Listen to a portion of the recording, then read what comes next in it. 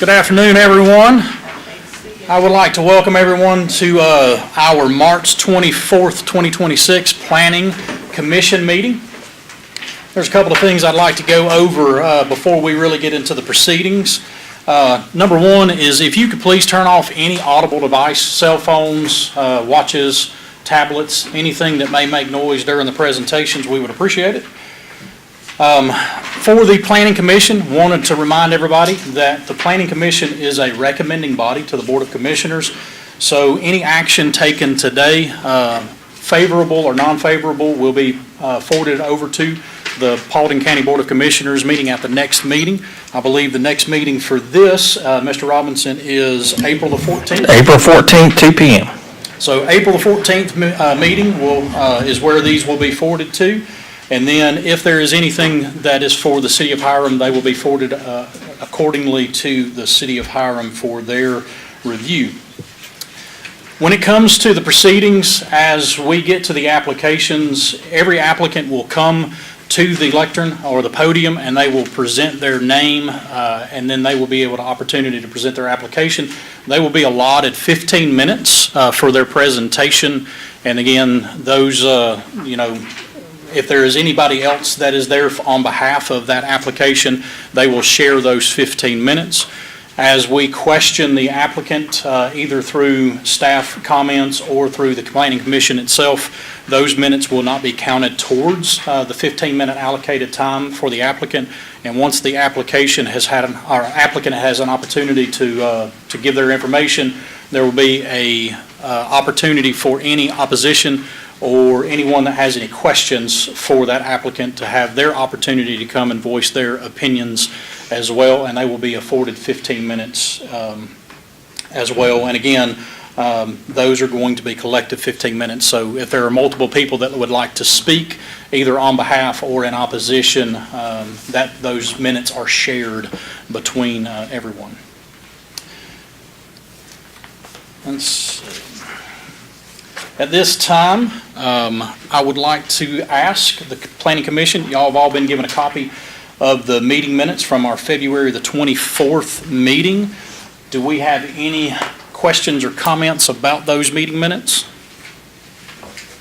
Hearing none, at this time I would like to ask for a motion to approve the meeting's minutes from February the 24th. I'll make that motion. Second.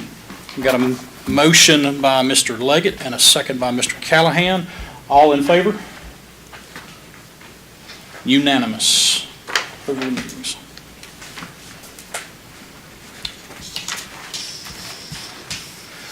right, Mr. Robinson, do you have any announcements? Yes, Mr. Chairman, I do have one announcement. Application 2604Z, Ryan Lawrence. That one has been moved to another agenda. That's pending completeness of a required traffic study. And they're continuing to work on that.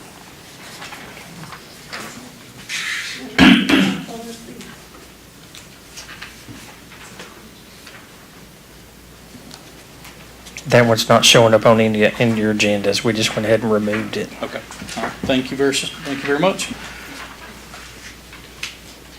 Unless I am missing anything, Mr. Robinson, would you like to present our first application for our review? It would be an honor. Thank you. It's 2025-19Z, application by Artisan Built Communities requesting to rezone 15.07 acres from R2 Suburban Residential District and PRD Planned Residential Development District to R3, which is the Seward Residential District, for the purpose of proposed development of 18 single-family detached homes. Applicant is also requesting a variance to reduce the front setback from 30 feet to 20 feet for all lots and a buffer reduction from 50 feet to 0 feet along the southern portion of the site at the Mountain Ash Lane. Property is located in land lots 524 and 557, District 3, Section 3. It's on the north end of Mountain Ash Lane and north of Riverwalk Manor Drive. It's in Commission Post 4. Staff has recommended approval, and there's one stipulation with the two variance requests. We have noted no opposition or anybody calling with concerns on this one. Is our applicant present? Mm-hmm. If the applicant or their designee would mind approaching the podium, state your name, and then please make sure you record your name in the ledger provided.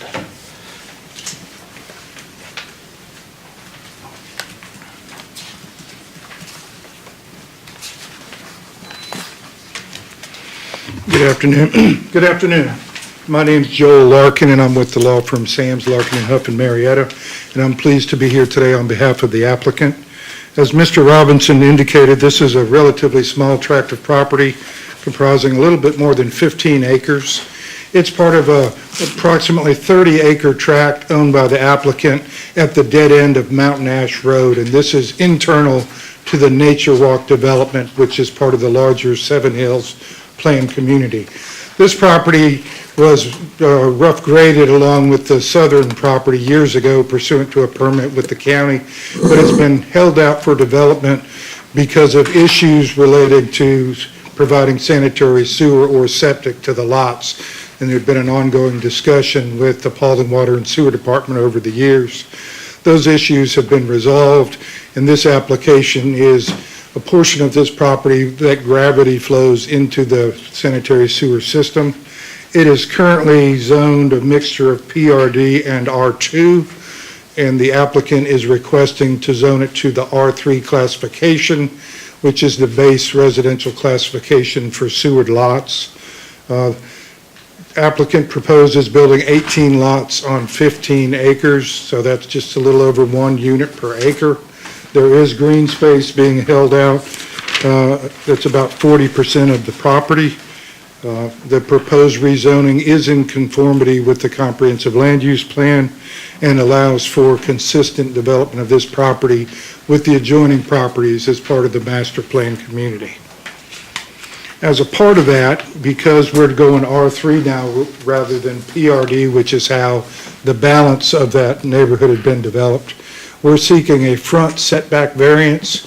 All the homes adjacent to this going up the street into it are set back 20 feet from the street, and we would like to set these houses back at the same depth for uniformity of appearance. Additionally, the topography of this property is such that it would be an incredible hardship on the applicant and really on nature and on the county if they were required to set them back 30 feet because the road system is built on a ridge and then the property falls off quite drastically and substantially from the road. It drops off approximately 30 feet as you go back to the back of the lots. So in order to set them back, you'd either have houses that sit below grade, which would not be a favorable result, or we'd have to bring in massive amounts of dirt, which would require bringing them in over the existing subdivision streets. And as the county has indicated in amendments to its zoning ordinance and its development regulations, they like to discourage extensive grading and try to avoid it where possible. In this case, the way the road system is set up or the location, if we can bring the houses forward, it'll minimize the amount of earthwork that we have to do. We do have a stream bank buffer on the eastern side, and like I said, fall off on both sides that justify the moving the houses forward. We're also asking for a variance from the requirement that there be a perimeter 50-foot buffer around the exterior of a subdivision. That was intended to serve the balance of a subdivision and not to apply in a case like this where we brought it in phases, and this would effectively create an internal buffer between homes in the subdivision. And I am prepared to respond to any questions that you have, and I appreciate the opportunity to talk to you today. Can I ask staff, can you pull that up on the, do we have that schematic? I'm sorry, I thought it was up.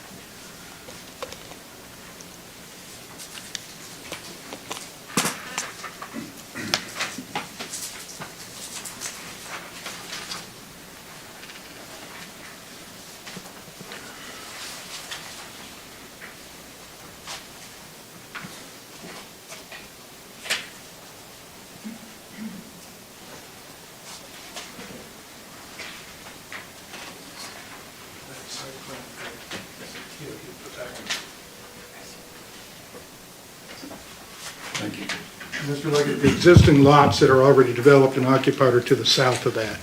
So Mountain Ash dead ends right now, right at that southern property line.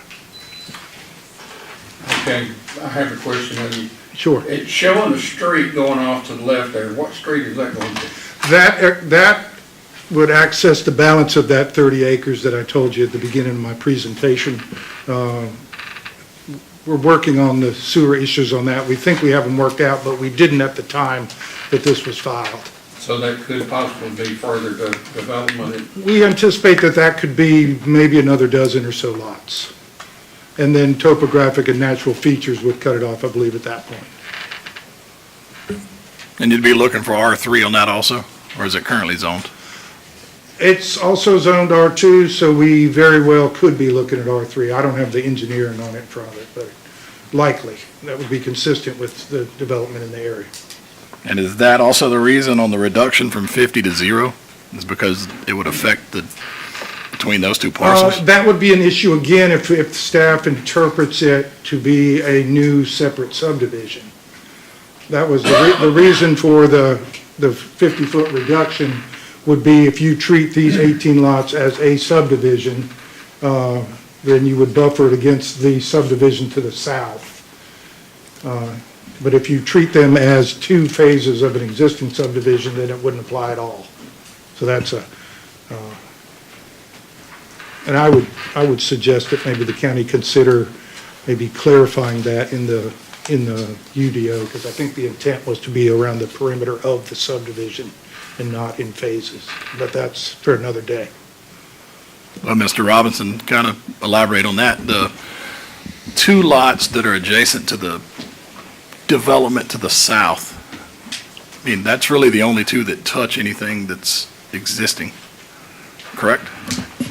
That is correct. Those two lots at the south are partially zoned PRD. This rezoning would put them in the R3 category, which requires a 50-foot buffer. So between those two lots to the south and the PRD lot next to it, there would be a required 50-foot buffer. So those are the only two it really affects. That's You're going correct. from, I mean, that's the only two you're really kind of reducing for. Because the rest has, I mean, you've got open space all around it, and then you have an existing piece they own to the east, I guess, or south. West. I don't see a north arrow. West. Are we planned north or true north? Yeah, I don't see a north arrow on them. But if it's drawn, Yeah, the north arrow is straight up on that. bottom right. Okay, So so to the the west west side. would be that land that we own. To the east is open space more than 50 feet wide. To the north is open space more than 50 feet wide. So right now, the issue only applies to those Two lots. 2 or 3, depending on how you measure it on that southern line. And then the other variance, number 2, is 30 to 20, and you're just trying to keep uniformity in the neighborhood. Yes, sir. Okay. That's all I Would there got. be a buffer between, on the west line between R2 and R3? There would be a requirement for that at this time, with it being zoned R2 and R3, but they do own that tract next to them on that side, which they could definitely easily have that bit buffer in place. They put a strip, What is our, to clarify, what is our maximum number of homes on the street presently? That's one thing that's been discussed on this one. There is some caps of, I think, and Erica, I believe, could help me out a little more, but on a standard subdivision street, you're maxed out at 120 lots under the new development standards. Correct. So anytime you have over the 120 units, access in one entrance, we do require secondary access to be provided. And what would, how many lots exist at this point? Mr. Leggett, that is a situation where ongoing discussions are going on with them, how to resolve that, and so we understand that we have to address that with them. They are in the process of doing that with some other projects within that development. It's just Got to go. With these 18 homes, would that carry over the maximum? I believe at this time that maximum may have already been breached. It's already been breached before we even do this? Yeah. Okay. We understand that getting it zoned won't be enough to allow us to build houses yet. That's an issue that we're working on. Do you have another way to get a street into these houses? We've got a number of different options that we're discussing with the DOT. Now, you're working with the DOT looking at this. You're also working with water and sewer on sewer availability and water? The water and sewer issues Okay. have been resolved, is my Okay. understanding at this point.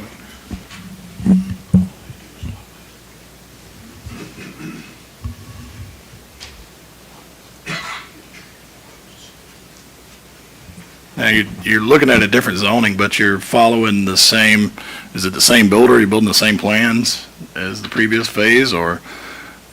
We're building consistent plans, because it's Okay. one neighborhood that, in our view, and Right, and it won't be, I couldn't tell you that it's going to be exactly the same plans. okay. But stipulation one just makes it follow the standards of the Seven Hills Association stuff? Yes, sir. Okay.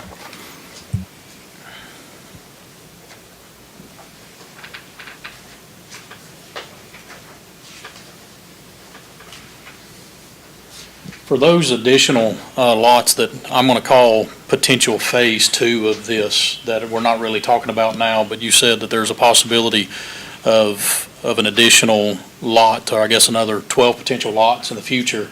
Are those being discussed along with the lots that you have currently with water and sewer and with DOT to make sure that they're incorporated with whatever requirements you would have to do for these particular 18 lots? They have been discussed with water and sewer and resolved since the time, is my understanding, that this was filed. And yes, it's part of the discussions with the DOT.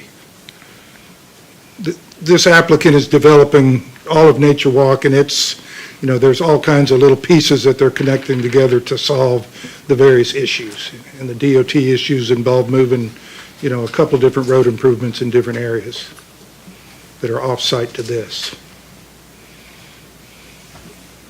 How long before that's resolved? Do we know? I mean, a time frame from either party, or? We hope soon. We have ongoing discussions, but I couldn't give you a date. Tomorrow morning, you want to? Currently, we do not have a plan in hand. There's been discussions, but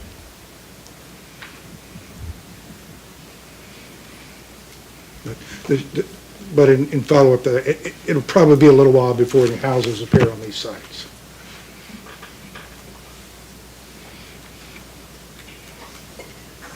Well, you'll go through development. I mean, the UDO will apply. I mean, how long before you would submit this for plan review?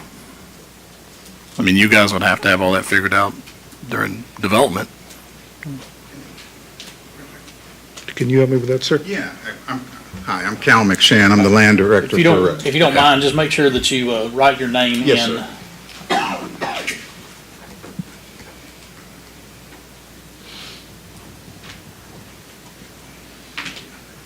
Yeah, I'm Cal McShann, I'm the land director for Artisan-Built Communities. Kind of just give you a little bit of our plans, and one of the things, and what Joel was saying is, yeah, with Seven Hills being such a large facility, and we do have a majority of the development and stake in that area, there is certain areas where we're trying to connect to and create the connections. One of them, we're in the process right now, we're building a bridge over Pumpkin Vine Creek. That's scheduled for completion of June this year. We're tying in a parkway over to Mount Moriah, and that will be in this year by the summer.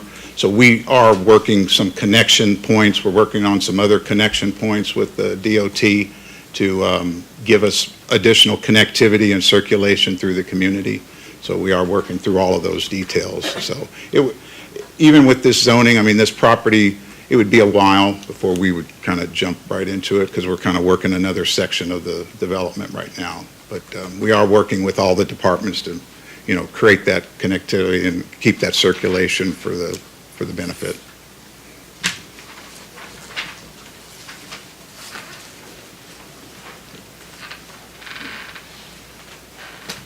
Ms. Pierce, I'll put you on the spot again. Does it, do you feel like what y'all are proposing or what they're proposing and what you're talking about will solve the problem or eliminate any concerns?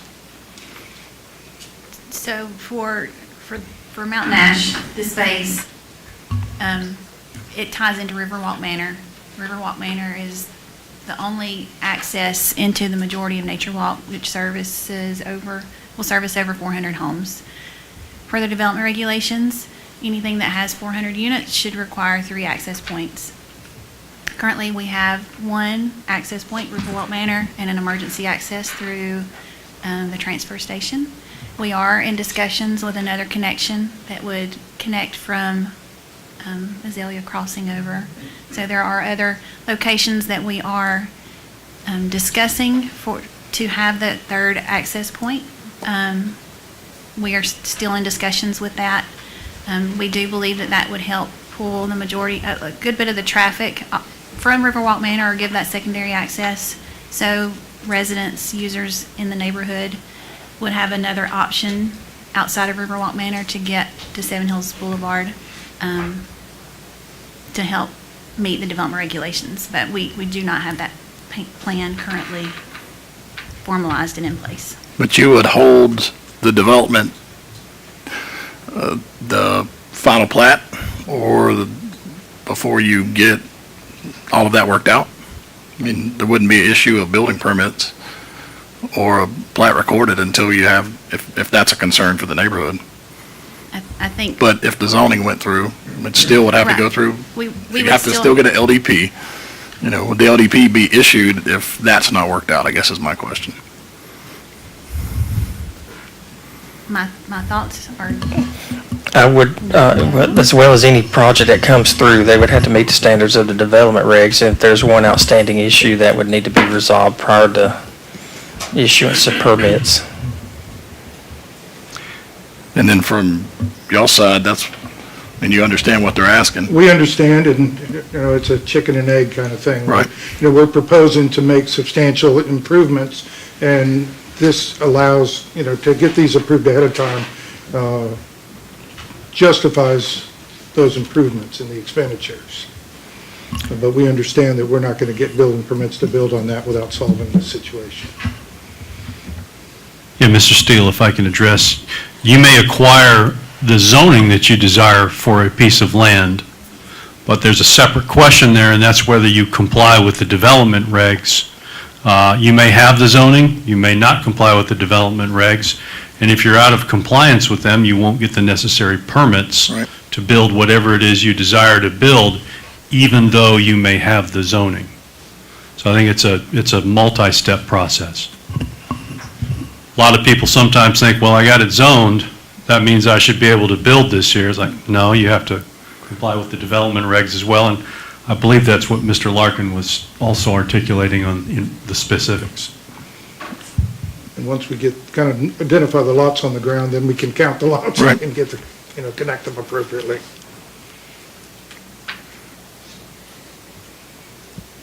Is there anybody else that has any comments or questions for the applicant? So from a school district perspective, of course, anytime we talk about houses, we talk about students and we talk about the potential, increase to student population that we have. It is a known fact, and we all know in the room, that this area is a heavily populated area. It's a heavy residential area. For this particular area, the 3 schools that would be affected by this would be Shelton Elementary School, Crossroads Middle School, and then North Paulding High School. Of course, there are going to be some potential variances in those district lines as we bring on the new Crossroads Elementary School this coming August. I do not know 100%. I don't believe that any of this is going to be affected by that, though.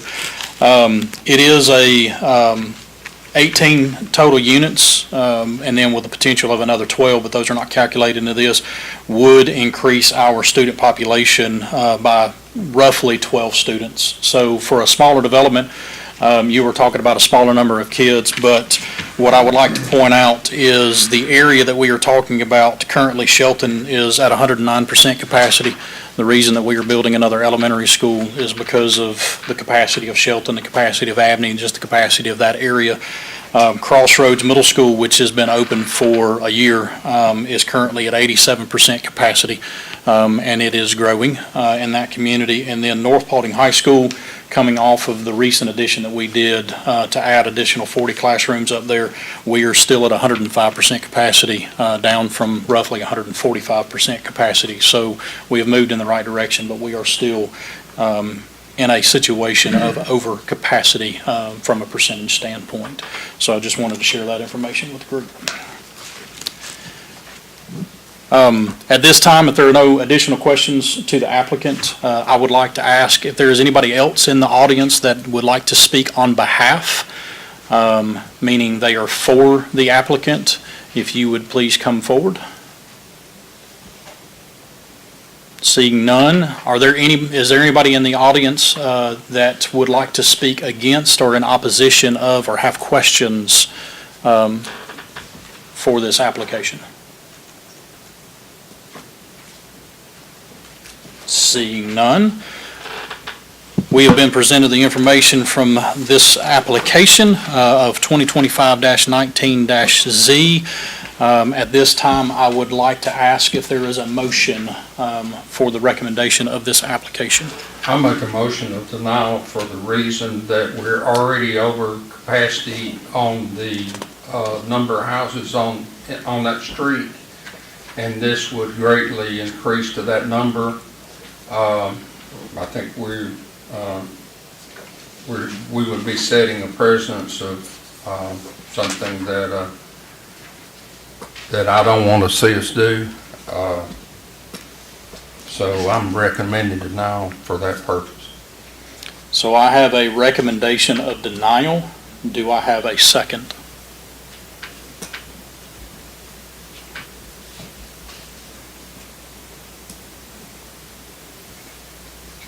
I will second the denial.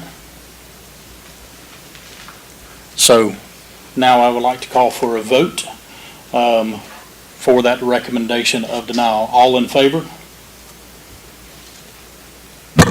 All opposed? And are you abstaining, or did you? You voted? I'm sorry. She voted against. She voted against? Okay, so the vote is 4-3 in favor of denial.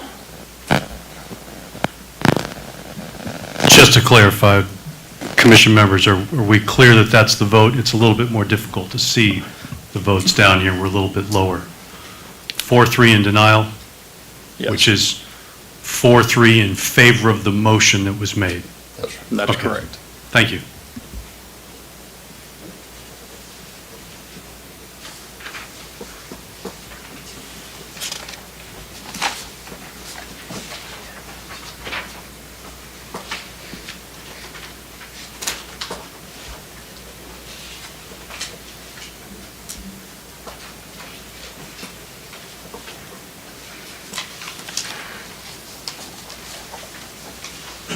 All right, Mr. Robinson, would you like to present our next application for review? Okay, this next application is something that you have seen before. This was application originally came through the Planning Commission back, I believe it was November. Went before the Board of Commissioners in December, and they actually decided, because there were some changes, to send it back through the Planning Commission through the hearing process. So that was remanded, Jason, correct me if I'm wrong, but that was remanded back to the Planning Commission by the Board of Commissioners at their December 10th, 2025 meeting. And so just a little how this thing worked out process-wise. The application is 2025-25Z, application by Nebo Road Properties LLC, requesting to rezone approximately 43 acres from A1 Agricultural District to R1 Rural Residential District. It's for the proposed development of 25 single-family 1-acre lot plus or more, and one 3.5-acre farm lot. The applicant has requested two variances The property is located in land lots 1231, 1290, District 2, Section 3. And the proposed site is located on the north side of Nebo Road, east of Villarica Highway, just State Route 61. It's in Commission Post 2. Staff has recommended approval with 4 printed stipulations. The 2 variances that's requested, the R1 district requires a minimum of 100 feet at the frontage on a public road. They're seeking in the proposed cul-de-sac lots, that's to the east end of this property, or actually I think it would be to the north end of this property, which is lots 9, 10, 11, 15, 16, and 17, as shown on the site plan, that they would not have a minimal 100 feet at the road right away, but they would maintain the 100 feet at the building line. The R1 district also requires 3 trees to be planted in each lot's front yard. They're asking to reduce that to 1 in each lot. Is that in addition to what trees they leave That's, on the R1? that could be counted as part of those trees if they leave trees. Okay. And then you did state that the building line's still going to remain at 100 feet even if they went to the smaller road frontage on the cul-de-sac. That's correct. And the cul-de-sac lots are 1, 2, or 15, 16, 17, 9, 10, 11. That's correct. You've got some double frontage where you've got 13, 14 that wouldn't access that south one anyway. But still 100 foot at the building line. Okay.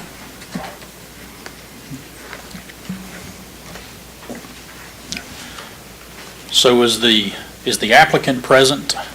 The applicant, if you can come forward.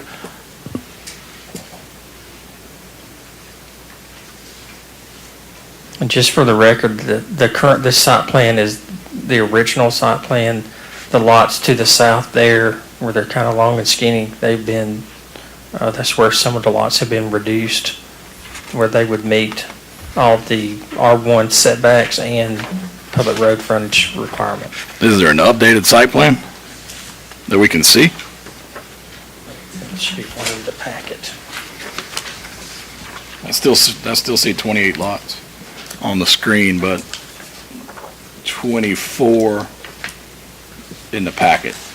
Is 24 or 25? 26, yeah, the one. 26 total is in the packet. Okay. Okay, so what's in the packet is correct, but what's on the That's correct. screen is not correct. Okay, thank you.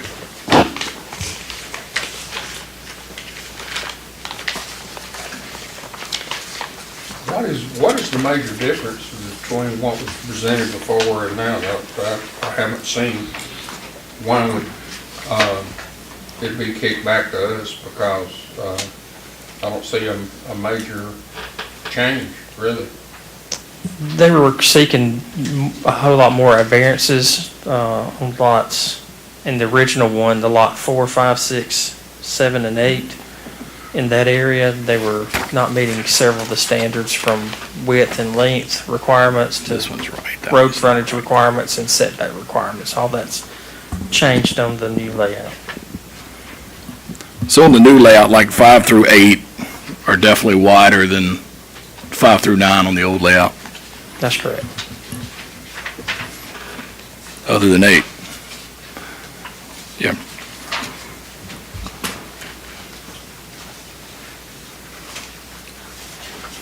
If the applicant would like to sign their name and then address, or let us know who you are, and then you can proceed with kind of going through your application and what you were seeking from that. Sure, thank you. I put my name down there already. My name is Dwayne Eady. I am the owner of the applicant. And we have gone back through this process before, and this time around, what we've done is that we needed additional variances last time because of the lay of the land. We've removed almost all of those variances that we were requesting. And the way that we have it laid out right now is obviously for soil reasons. But what we're asking for is we're asking for an R1 zoning, which is considerably less than what's around us. We're surrounded mostly by R2. And so most of our lots are more than 1 acre. We actually have, I think, 1 or 2 lots that's actually over 2 acres. That's not including the 3.5 acre tract that's along Nebo Road, which is going to remain. And it's a lot cleaner application now because we just don't have any of the variances that we had originally asked for, that I know that was causing some people some issues.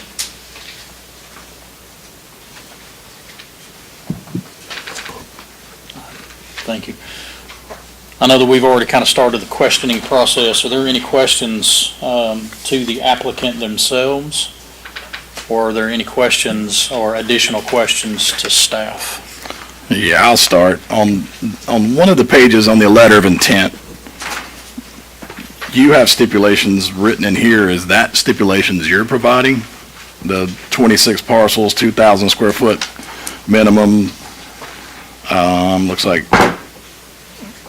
how many of these total are there? That's not a staff stipulation, right? That's No, that's a voluntary stipulation on our voluntary. part. Okay.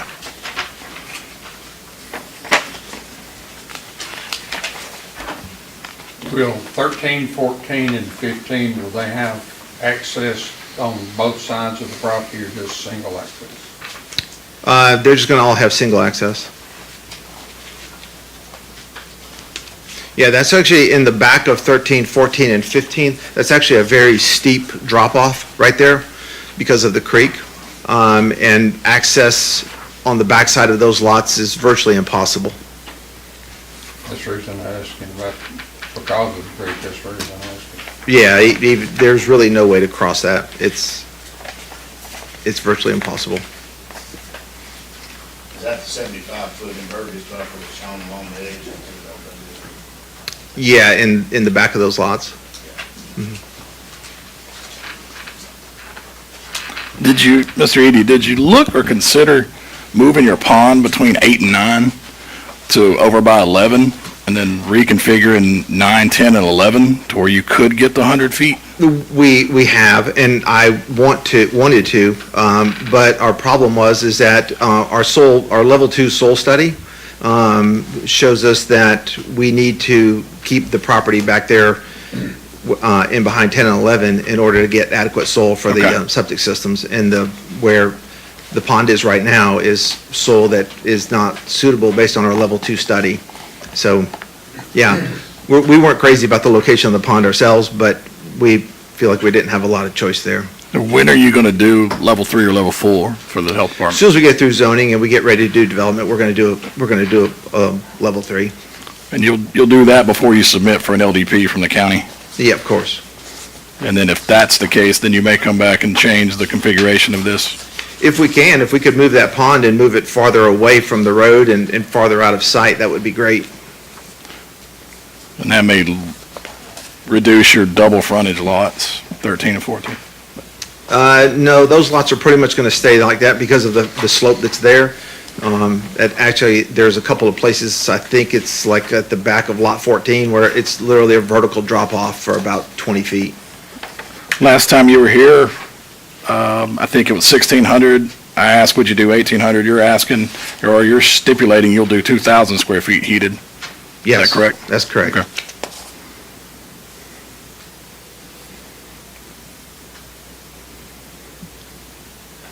You're using fiber cement on all 4 sides with stone accents? Correct.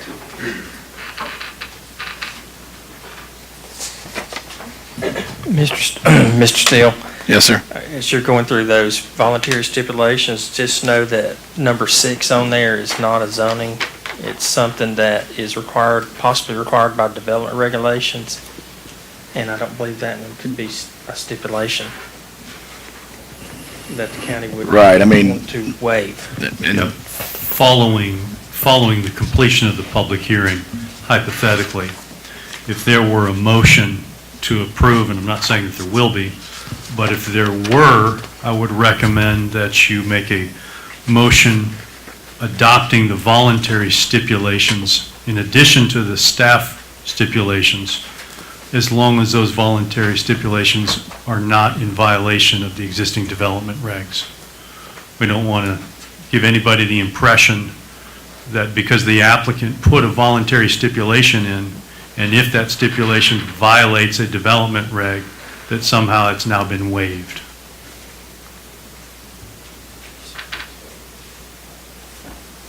I'd like to ask Ms. Parrish,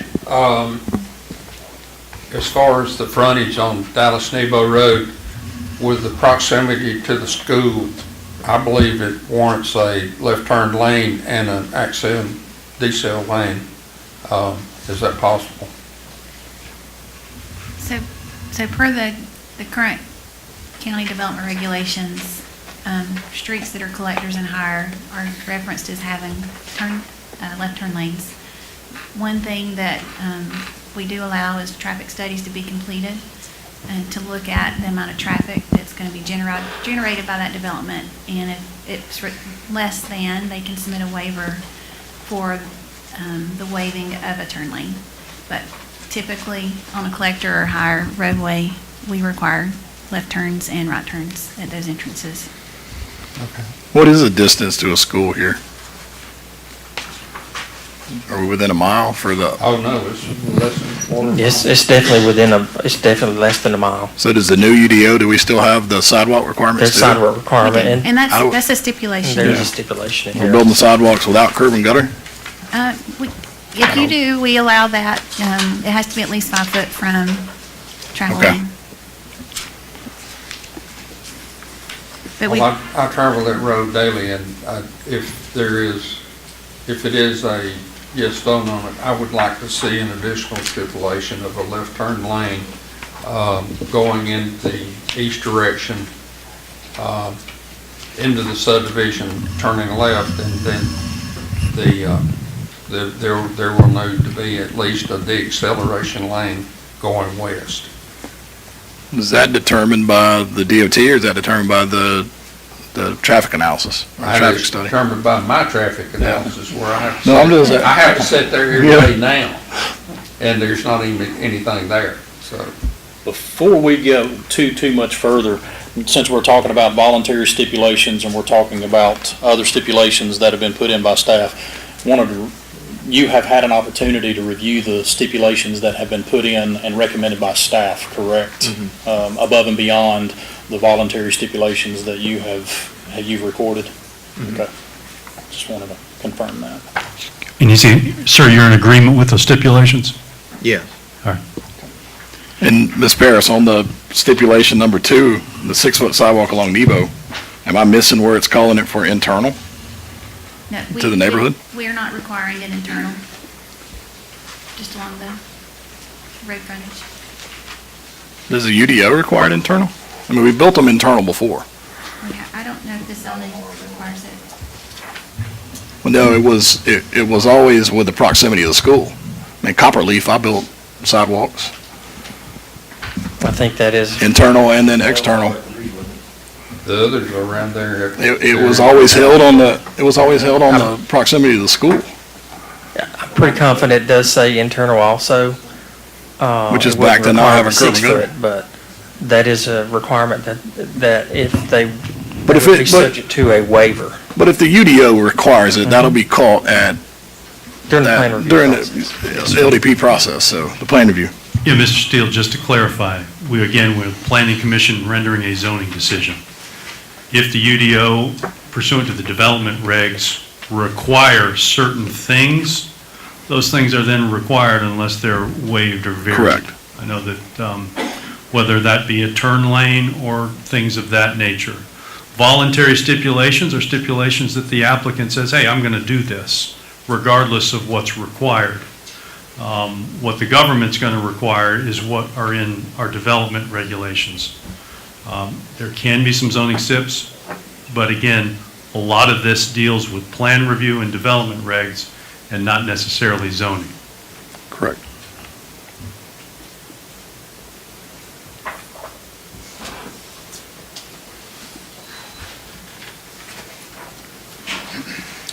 Are there any additional questions for the applicant?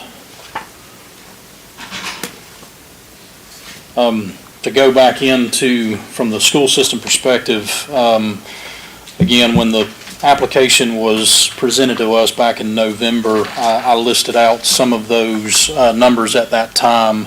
With the reduction of the lots, you will see a reduction, of course, of student population. The three schools that are affected by this application would be Nebo Elementary, South Paulding Middle School, and Paulding County High School. Nebo and South Paulding Middle School are still in a very similar, under capacity situation. Nebo is currently sitting at roughly 90% capacity. South Paulding Middle School is at 85% capacity. However, the high school that this would feed into is Paulding County High School, and we are currently at 115% capacity at Paulding County High School. We would be looking at, for the 24 homes that are being requested, you would be looking at roughly 16 additional students to those areas. However, as I stated back in November, and I will state again, one of the things that we also had to take into consideration is what is out there and what is currently being discussed for, active developments, and then what are being discussed for future developments. And we still have a multitude of developments that are being looked at and that are kind of currently being either in the various stages of activity or planned for the future. So we've got 12 active and I think 13 future developments that are still being out there. So as we take into consideration applications and even if it's a smaller number of student population that may be included or increased, I think that we need to make sure that we take into consideration the other applicants and the other things that are already approved that are going on in that area that filter into those particular schools. Again, just want to kind of reiterate that even though you may see a school that has an undercapacity, they all filter into a high school, and this particular high school, Paulding County High School, is over capacity at this current time. Is there anyone else that would like to speak on behalf of this application? Seeing none, is there anyone that would like to speak in opposition of this application? Sir, if you would mind taking a position at the podium, make sure you record your name and let us know who you are. And if you don't mind, let us know where you reside as well in relation to the application.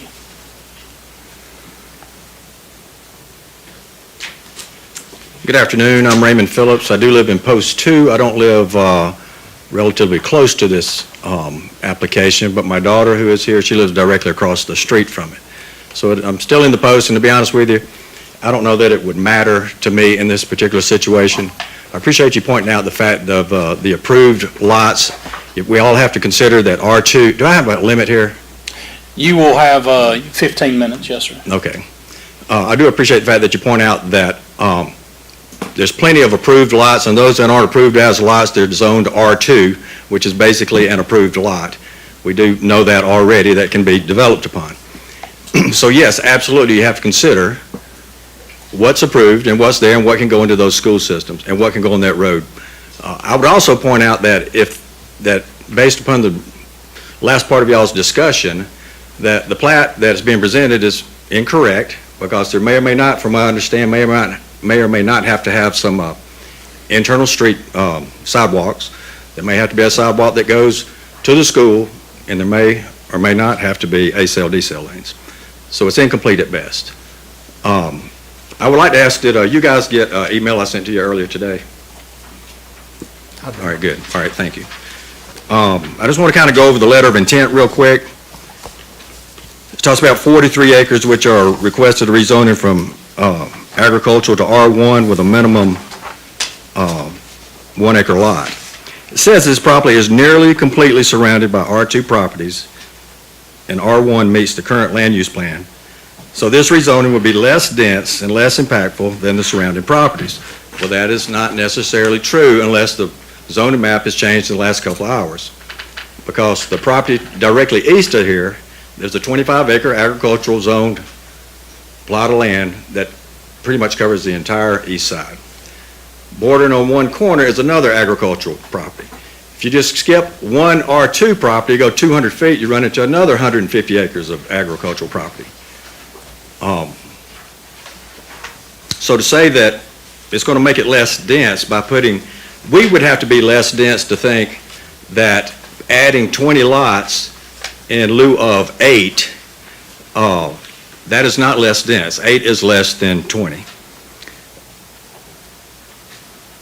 So I want to read the letter that I wrote you guys, just so that those that are, that may be watching have a chance to kind of hear where I really feel about this. I'm writing in opposition of the proposed rezoning of approximately 43 acres of agricultural and for consideration at today's meeting. I think there's a misrepresentation of the surrounding land use. The developer claims that the property is nearly surrounded by R2, nearly completely surrounded by R2 zoning. However, this is not accurate. There's 25.69 acres of agricultural land directly bordering the entire eastern property line, along with approximately 150 additional acres of agricultural property within 200 feet of the subject property. This rezoning would introduce a higher density development into an area that remains substantially rural in character. Now, the impact on the schools, I think that's already been discussed, and there's no reason for me to really talk about that, other than Paulding County schools are already operating at or near capacity. Traffic and road impact. The average household in Georgia owns approximately 2 vehicles. That's another 25 vehicles if we consider that.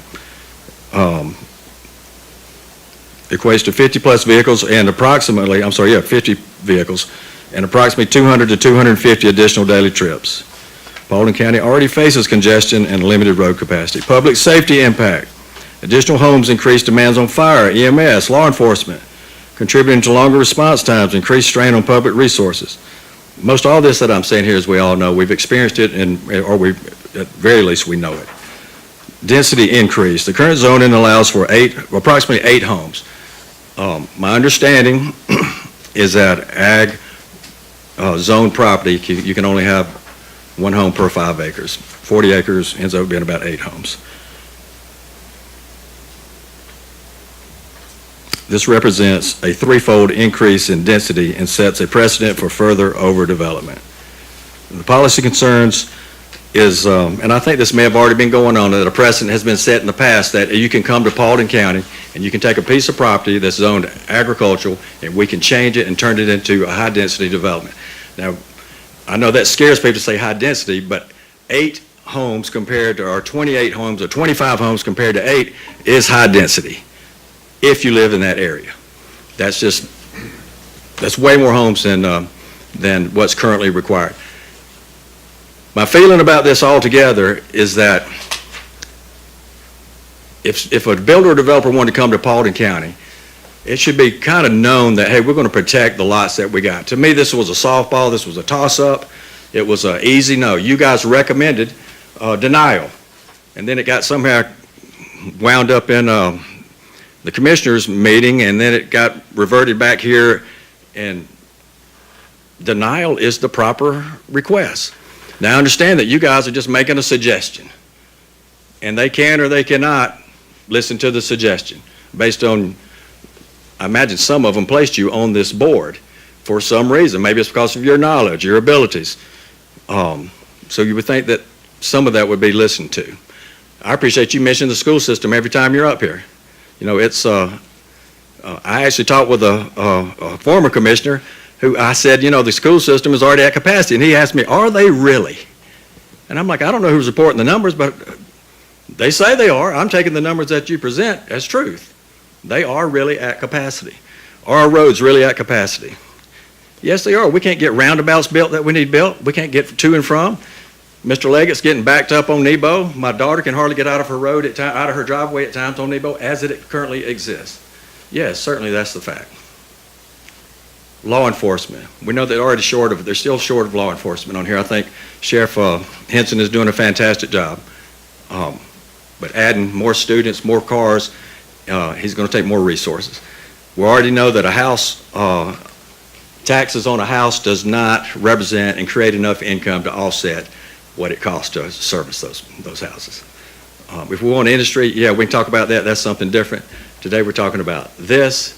And my recommendation, or that I would ask you guys, is not 4, 2, and 1, but to unanimously just deny this on the merits that it just doesn't, it's not necessary right now. This is a softball, it's agricultural property. You guys asked for denial before. I don't see what has possibly changed that would get you to change that to some kind of approval to, or a vote to approve. So I'm just asking you, if you will, just unanimously, request that this zoning be denied. Thank you.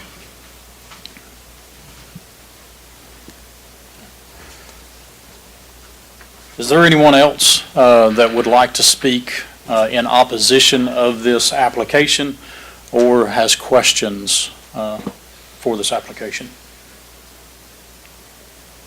Hearing none, I'd like to ask the applicant to come back to the podium. Mr. Chairman, I just wanted to, I failed to respond or announce earlier that we have received several emails and correspondence concerns in opposition. Above and beyond Mr. Phillips' email yes. that we have a copy of. There were several this morning, and then there were a few more that came in. While Mr. Robinson's got the mic, I got a question. So the concern with the A1 adjacent to it to the east, was this particular parcel part of the original 69 zonings? No, they were not. So was this The rezoned? agricultural zonings all occurred mostly in 94 and 95. There was not an agricultural district back in the original zoning. Okay, so it was That all, came in the mid-90s. so everything was R2. That's in the original R1, stuff. R2, yeah, mostly. Mhm. When was this one zoned ag? I believe it was in 94. Okay. It was either 94 or 5. Well, it's been the horse farm for a long time. Mhm. Okay.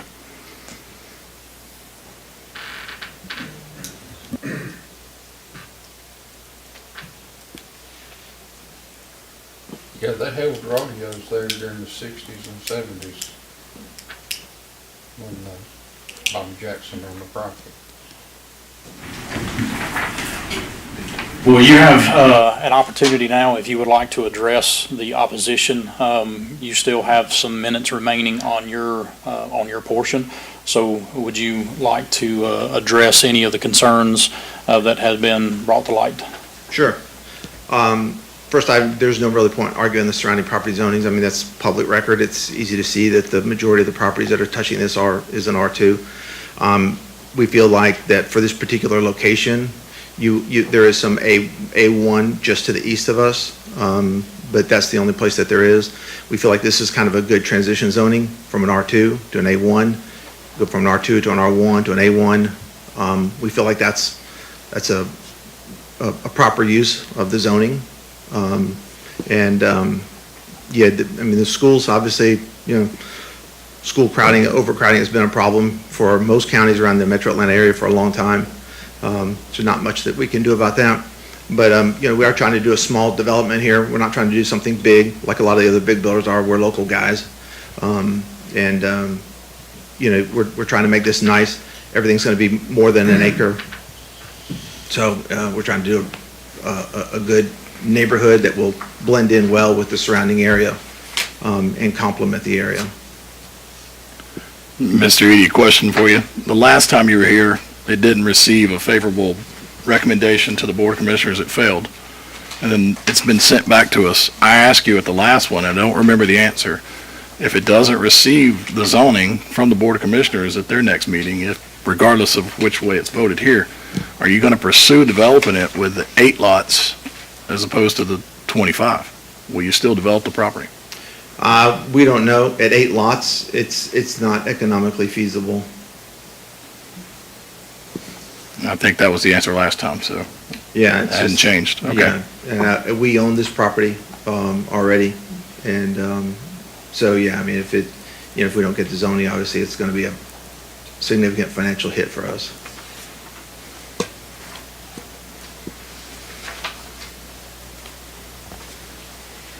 Are there any additional questions? Yes, on your letter of intent stipulations, under item 6, you stated there wouldn't be acceleration, deceleration, or left turn lanes, when in fact, when it goes to plan review, that may be required.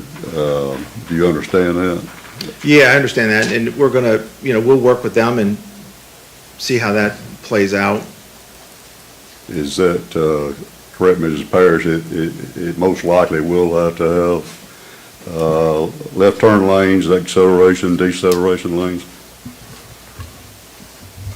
So per our guidelines on the collector road or hire, we require left turn lanes and right turn lanes. We don't do acceleration lanes anymore.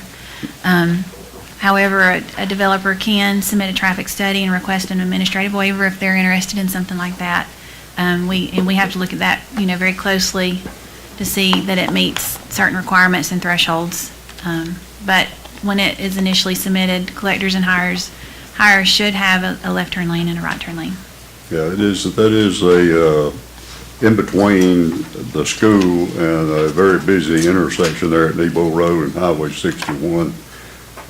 There's more traffic there than people realize. Thank you. Yes, sir. Mr. Aston, also, if they do apply for any waivers of a development standard, that is through a public hearing process, and there would be notification similar to this rezoning notification to the neighbors.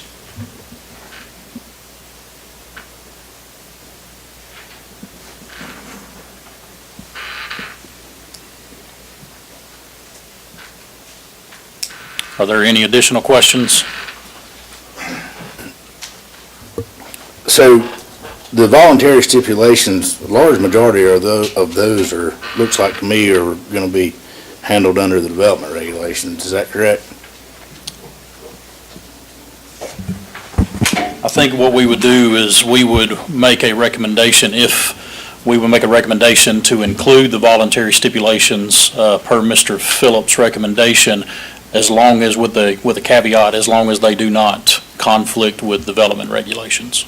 Is that correct, Mr. Phillips? Yes.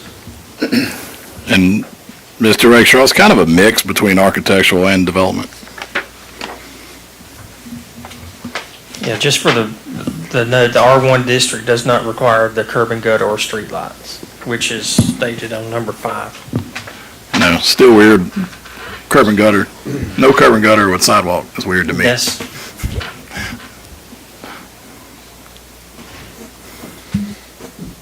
Okay.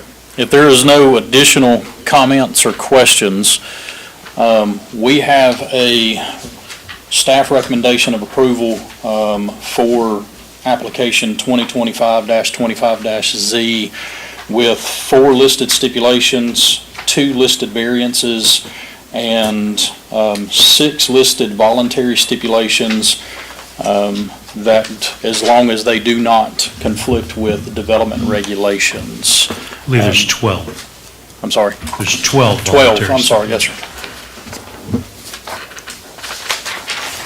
12 voluntary stipulations. Do I have a motion for a recommendation? I make a motion that we, as we did before, we deny. There is a motion from Mr. Callahan for denial.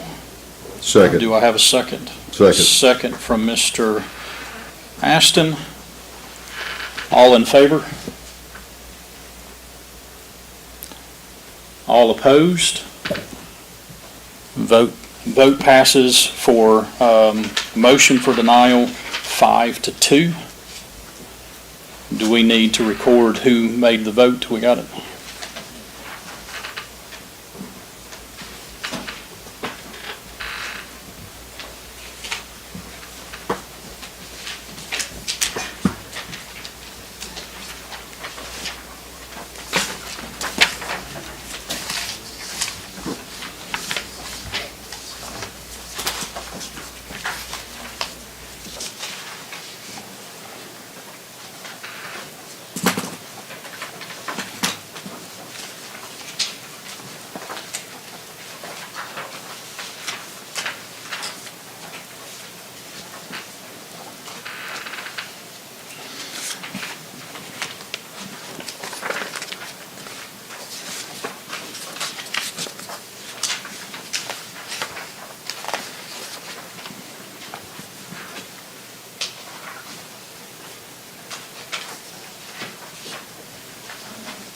apologize, I'm not writing as fast as my brain is going.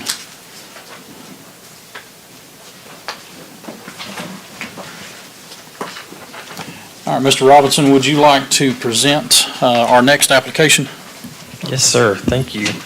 Next application is 2026-03Z, application by Jose Rao Castillo, requesting to rezone approximately 9.58 acres, which is depicted on their survey and site plan tracks 2 and 3. On here, a B2 district, which is Highway Business District, to R1 Rural Residential District for the proposed future development of 2 residential homes. Applicant also requests a variance to reduce the minimal public road frontage from 100 feet to 30 feet for the 2 lots. Property is located in land lots 318, 319, District 1, Section 3. It's on the east side of Villa Rica Highway, State Route 61, and south of Ridge Road. This is in Commission Post 2. Staff has recommended approval with the 2 stipulations, and then there's the variance request. The applicant is present. We've had some calls with questions and such, but no noted opposition. And the applicant is present. With applicant, please approach the podium, state your name, and please make sure that you sign in on the ledger to your right.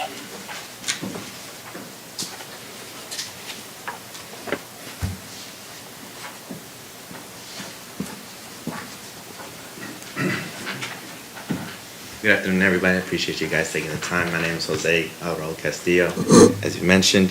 And yeah, we are basically requesting to rezone the back end of this property into residential for 2 homes, for me and my family. We want to keep the front end as B2, just to keep the option open, keep it as is. Don't want to move too much around. But yeah, and also the variance for the frontage to reduce it from 100 to 30 feet in order to access the back properties that will hopefully be residential. Now, what part are you requesting the 100 feet to be reduced to? So to access the back. Adjoining the residential behind you? Yeah, so to access the residential behind the B2, it was said that it'd be 100, but we were requesting for it to be 30. But you own both pieces of property at this time? Yes. Because I thought you were maybe requesting there at the roadway and that state right of way, and that still is 100 feet from your center line, because, and it probably, in the future, that's going to be 4-laned also, so, there'll be more of a reduction when they 4-lane the road. To clarify a little bit on that, the right-of-way of Highway 61 Yes. is not what he's asking to reduce. It is the legs to the flags from 100 to 30. Mr. Castillo, are you building both houses? Are there 2 houses going on the parcels, one on each parcel? So on the back end, we want hopefully 2 in the future, but we haven't gone through that process yet. Okay. But you said for your family, I'm assuming that you're going to build on one of them soon or down the road? More down the Okay. road, yeah. And then family members on both parcels? Yes. Okay. Was it ever discussed, Mr. Robinson, about a state residential? Does the state allow a narrower access without having to do the variance? Because there's still R1, but he's going to 4-acre lots. Where the estate residential wouldn't, 2 acres, 2.5 acres? Sorry about that. The R1 may just create the hardship of the 100-foot. The state may have The something. state residential also requires 100 feet at the Okay. public road. So with you owning both the parcels, keeping the one B2 and then looking for the R1, what is the primary purpose behind the variance request to reduce from the 100 to the 300? To the 30? It was something that was, I believe, recommended to us. I'm not sure exactly why, but basically just so we have access to those, the back end to the residential. So it's not, hundreds, a lot bigger, I'm not sure, If you were to receive a favorable vote, but you were asked to to basically disregard the variance and put the 100-foot leave it at 100 foot, is that something that you could do, or is that going to potentially affect something that you're planning to do for the commercial property that you're asking to remain B2? Yes, like you mentioned, we want to keep the, not cut into the B2, as much. But if that's like the deciding factor, then, something we're willing to work with. So you would potentially be amenable to striking the variance from your request? Is that what I'm understanding? Correct. Mr. Robinson, we still have a moratorium on R2? We do not have a moratorium. On R2? Does R2 allows a 30-foot, correct? R2 allows 30 feet. So a lesser zoning allows a 30, the greater zoning doesn't. That's correct.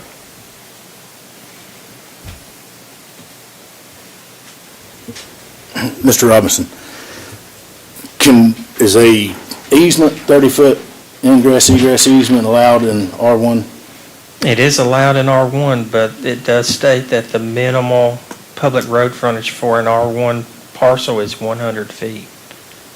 So could they So get a he could administrative have, variance? he could or have some type of one variance? 30-foot easement over, if it's not a variance, it'd be 200 feet Right. at the frontage up there.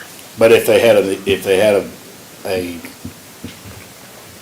waiver or something to allow for a 30-foot access easement so that we can maintain my thought process is we've got commercial B2, which,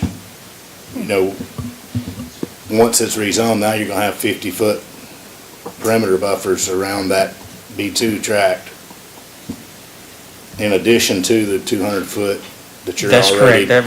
It would be a 40-foot Dissimilar buffer. zoning, correct? Right. The frontage on Villarica Highway for the two parcels would be 200 feet. Then you would add the 40-foot buffer. Or 40-foot, what couldn't remember. Here, I think that's what you're asking. Right, yes, there'd be an additional buffer if if the frontage part is rezoned. That's You're gonna correct. have another buffer in addition to having 200 feet of front, 100 for each parcel, which has got a creek running through looks like both the front and the Both back. parcels, yes. So I don't know that the back part is really that conducive to commercial zoning. Yeah. Would that be a possibility? Could he get a waiver for a 30-foot easement to keep the zoning all B2 along the road?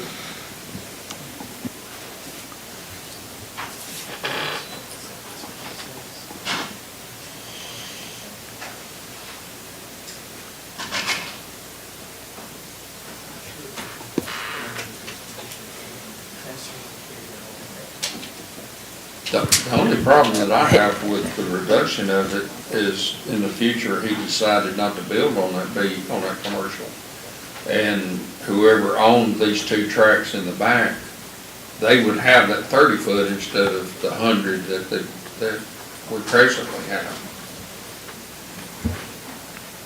That's the first question. Variances normally are handled through the Zoning Board of Appeals through a public hearing process for that 5-member board. If that's an opportunity he may have. Yes, as to the variance, just remember, this is a recommending body. If this commission decides that it's not going to recommend approval of a variance, and then ultimately, the Board of Commissioners is going to decide whether to allow it or not allow it. If they both don't allow it, then it's kind of dead in the water. It's just he's going to have to see what his options are regarding this variant situation, depending upon what y'all do. But what you're showing on your plan now, you're showing two parallel driveways, two 30-foot driveways, that's what you're showing going back to the back of the property? So, yeah, one driveway to, Okay, this plan shows two is what this is showing here. Yeah, the assumption, Mr. Castillo, is if you built two houses the way you have it laid out, you would build two driveways. If it's your family, you may do a single driveway and have an access easement across it, which is a legal egress, ingress for the property. I mean, that clarifies that a little, just to make sure he understood what he was. Just showing the Yeah. layout of this. Mr. Still? These don't coordinate with each other. Ms. Paris? I would just note that Georgia DOT would be the governing body to That's permit correct. that, and, they do have some limitations on permits and lot sizes. And Mr. Castillo, when you do go to build on these, you'll have to make application through GDOT, not PDOT. GDOT is Georgia Department of Transportation for your access. I have done this before, and they've required me to combine both driveways into one. So that's not out of the question. Question I have for you, you're using 60 feet of your overall property. Your parcel, you're trying to divide, maintain one B2 section, go to two R1 sections. You're using 60 feet. Would you be would you object to just going back to the 100-foot widths and losing another, out of the B2, another 120, 140 feet to make it work to where you didn't need the variance? Are you okay with that? that's an option, yeah. Okay. I mean, option, or, I mean, Correct. yeah, okay. I mean, if I were to make a motion to approve it with that, are you okay with it? Yes. Doing away with the variance request? It's going to take more property out of your B2 for you to make it work. Now, the question is, for you guys, is the zoning doesn't include that property. So how does that, I mean, would we need to table it to move it another month so that you can fix that? I will say that everything I've heard today, it seems like a tabling would be a wise move in order to analyze the various alternatives that have been proposed. And I think the applicant, in listening to his responses to your points, has been receptive to considering alternatives. So just to make sure that the information is, you're following the information and understanding where we're going with that. So with the variances and the concerns that have, and the different governing bodies that would be involved in that, if a tabling were to happen, that would give you an opportunity to communicate and further investigate what would be the best route for you to go for the best use of your parcel. Okay.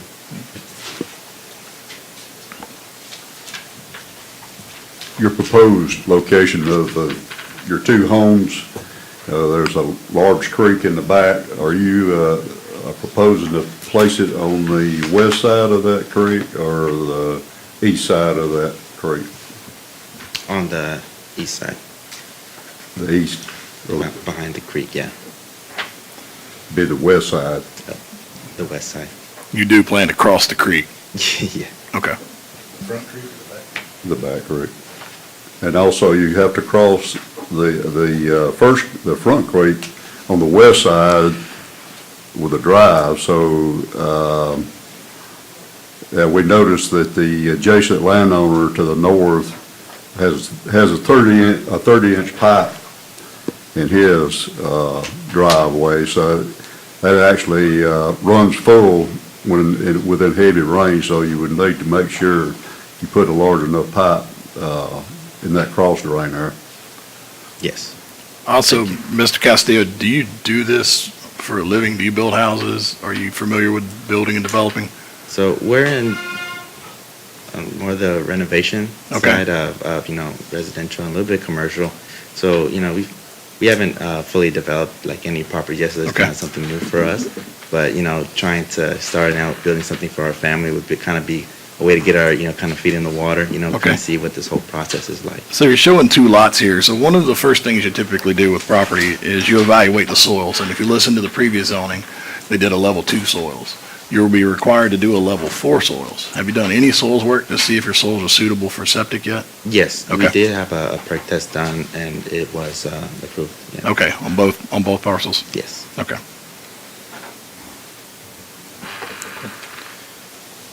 Are there any additional questions for the applicant?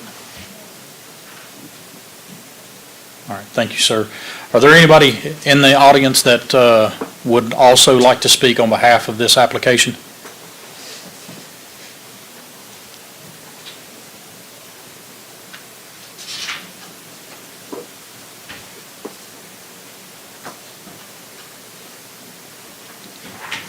I'm not really speaking for or against either way, but I just know Just so that that- we can I'm make Brian sure. Stover. Thank you, sir. So some of the things I've noticed, what I see problems with it already, is one thing, it's got a buffer, only one.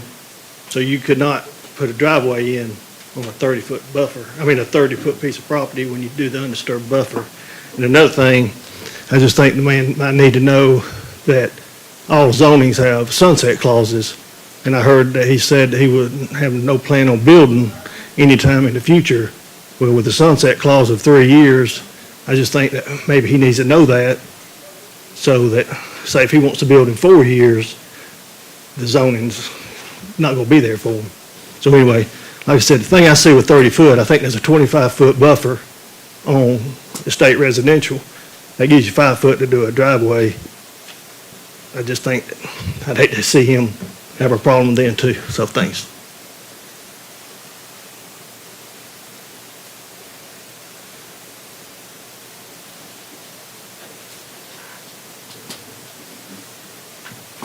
Are there any others that would like to speak on behalf of the application?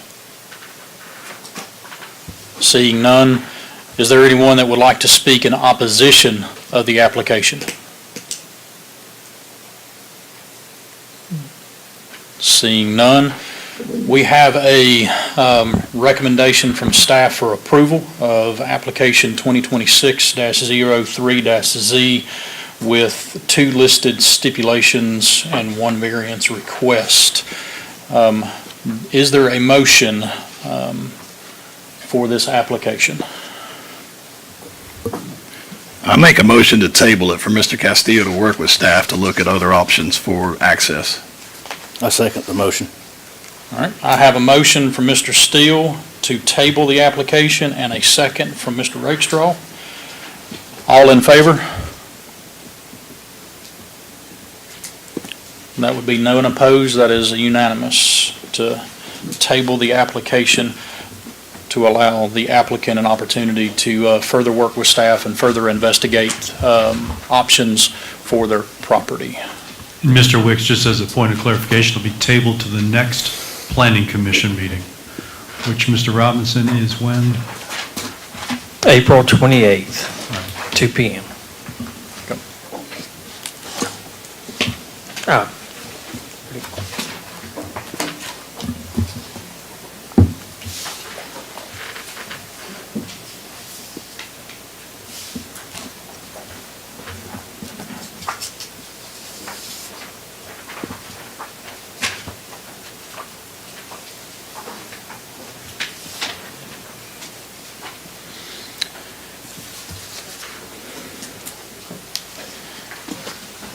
Mr. Robinson,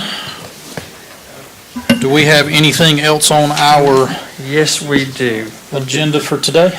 Yes, we do, and thank you. I'll read this really fast. It's a zoning ordinance text amendment, public hearing. Paulding County Planning Commission Board of Commissioners will consider zoning ordinance text amendments to Title I Administration, Chapter 110 Definitions, Section 110-50 Definitions by Category/Chapter, and Section 120-30 Development Waiver Review Committee.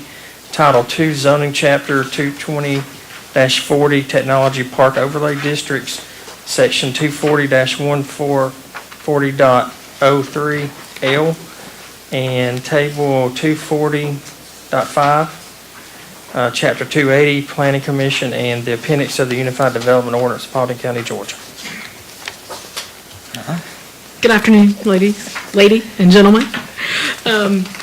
This text amendment, 90% of it is really boring and is just to clean up from when Board of Commissioners inserted a new updated development regulations into the Unified Development Ordinance. We have moved all definitions into Title I, so there were several definitions and we had to renumber some things. So everything that had a definition in the development regulation is being moved into Title I. We replaced the reference to the Development Waiver Review Committee from where it was previously located in the old development regulations to the new Chapter 440 of the Unified Development Ordinance. For the Technology Park Overlay District, we just made some clarifications on boundaries. We had one property that had been inserted into the overlay district that had a 200-foot boundary. We are changing that to every property that's in the Technology Park Overlay District. A 200-foot undisturbed buffer is required adjacent to residential properties. That reduces to 100 feet if it is a non-residential or street frontage. We had adopted several years ago it's the Georgia Forestry Commission's recommended tree species selections. They already updated it once, so instead of printing that long table, we are going to replace that with a online link, a web link to the Georgia Forestry Commission's tree species so that whenever they update it, we automatically update it. The Paulding County Department of Transportation, we had sort of a placeholder in our Chapter 280, which governs the Planning Commission for the traffic memo and the traffic analysis report. They adopted a new improved version in their development regulations, so we are removing the reference in Chapter 280 and just referring to the one in Chapter 500. And we are renumbering to make them fall into the proper order. 3 chapters in Title V telecommunications. I have no idea why I did it, but I made it Chapter 700 when the chapter before it was 600. So anything that's 700, 710, 720 is going to 610, 620, 630. So everything's in order. That is all on that text amendment. It is in Ordinance 2602 that was attached, and happy to answer any questions and would appreciate your recommendation. Are there any questions for Ms. Lippman concerning the presented UDO text amendments? On the technology overlay park district, you stated that all of the properties would require a 200-foot buffer? Adjacent to residential properties. Okay. Does that include all the properties we've identified in the past? Yes, it's across the board. So any property in the Technology Park Overlay District adjacent to residential is a 200-foot undisturbed buffer, which just for fun is equivalent to about 2/3 of a football field. What about if it's adjacent to agriculture property? We would consider agriculture residential. Okay.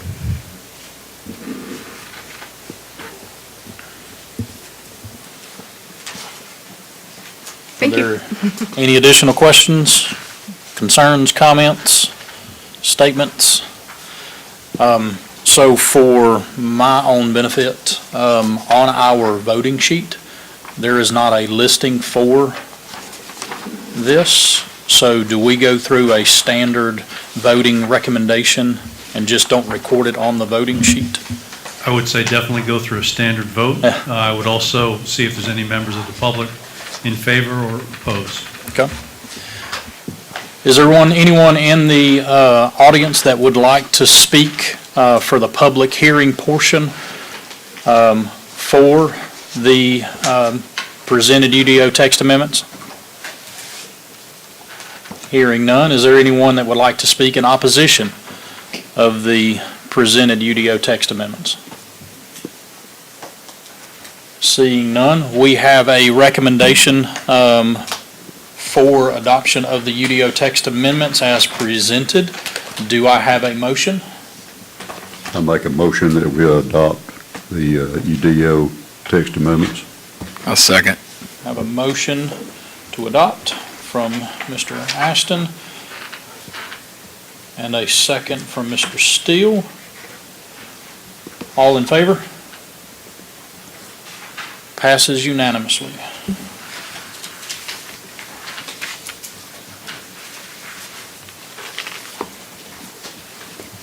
If I'm looking at my sheet, Mr. Robinson, that was the last thing on our agenda. So with that, I will ask for a motion to adjourn. Make a motion to adjourn. Motion from Mr. Leggett, second. Second. Second from Mr. Hallahan. All of those in favor?